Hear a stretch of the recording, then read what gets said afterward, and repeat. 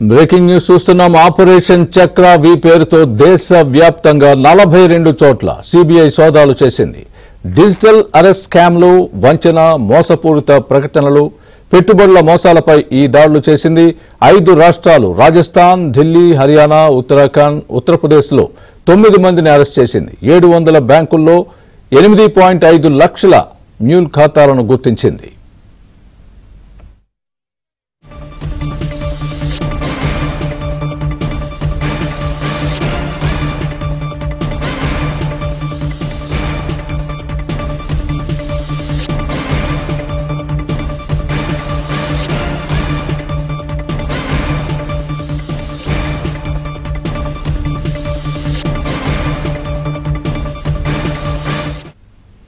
ఇదే అంశానికి సంబంధించి పూర్తి అప్డేట్ మా ఢిల్లీ బ్యూరో చీఫ్ కృష్ణ చెప్తారు. కృష్ణ, చెప్పండి, ఆపరేషన్ చక్ర వి పేరుతో సిబిఐ దాడులు దేనికి సంకేతం? ఏ అంశాల మీద ప్రధానంగా ఫోకస్ పెట్టారు?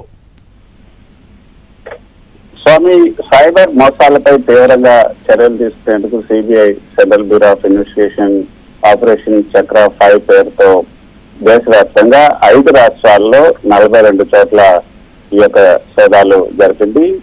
రాజస్థాన్, ఢిల్లీ, హర్యానా, ఉత్తరాఖండ్, ఉత్తరప్రదేశ్ ఈ 5 రాష్ట్రాల్లో కూడా ఈ రోజు మొత్తం 42 చోట్ల సోదాలు చేసింది. 9 మందిని అరెస్ట్ చేసింది.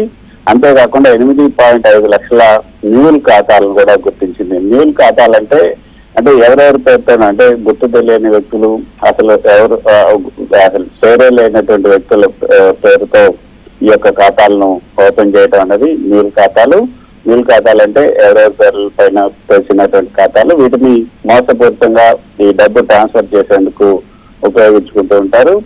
వాట్సాప్, టెలిగ్రామ్ వంటి యాప్ల్లో కూడా జరపడి ప్రజలను పెట్టుబడులు పెట్టించాలంటూ కూడా మోసం చేస్తుంటారు. సో ఇప్పటికే 160 కోట్లకు పైగా ఈ మోసపూరిత లావాదేవీలను కూడా సిబిఐ గుర్తించింది. ఇదంతా కూడా ఒక ఆర్గనైజ్డ్ సైబర్ క్రైమ్ నెట్వర్క్ ఉంటుంది. ఇందులో సిమ్ కార్డు విక్రేతలు, బ్యాంక్ మిడిల్ లెవెల్ ఉద్యోగులు, fake call centres all coordinated గా అవుతూ ఉంటారు. ఈ డబ్బు ఇండియా నుంచి కూడా విదేశాలకు తరలించడానికి ఈ మ్యూల్ ఖాతాలు, తర్వాత యూపీఐ లింకులు కూడా ఉపయోగిస్తూ ఉంటారు. ఎవరైనా ఇన్వెస్ట్ చేయండి, అడ్వాన్స్ పంపండి, డిజిటల్ అరెస్ట్ అంటూ బెదిరిస్తే వెంటనే పోలీసులకు ఫిర్యాదు చేయాలని కూడా ఇటీవల కేంద్ర ప్రభుత్వం అనేక హెచ్చరికలు జారీ చేయడమే కాకుండా అవేర్నెస్ ప్రోగ్రాంలు కూడా అందజేసింది. సో అందులో భాగంగా ఈ రోజు ఈ యొక్క ఆపరేషన్ చక్ర 5 పేరుతో దేశవ్యాప్తంగా ఉన్నటువంటి 5 రాష్ట్రాల్లో 42 చోట్ల ఈ యొక్క సిబిఐ దాడులు చేసింది. 9 మందిని అరెస్ట్ చేసింది.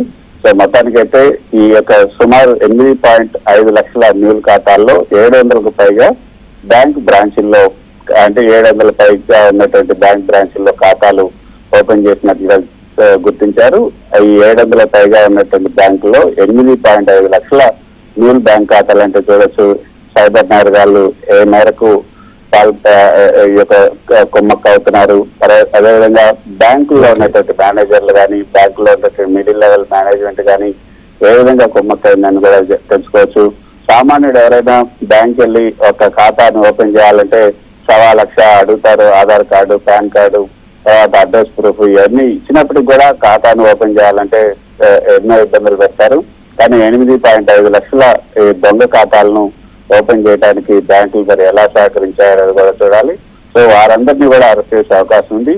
వీటిని సైబర్ మోసాల కోసం ఉపయోగించినట్లుగా సిబిఐ గుర్తించింది.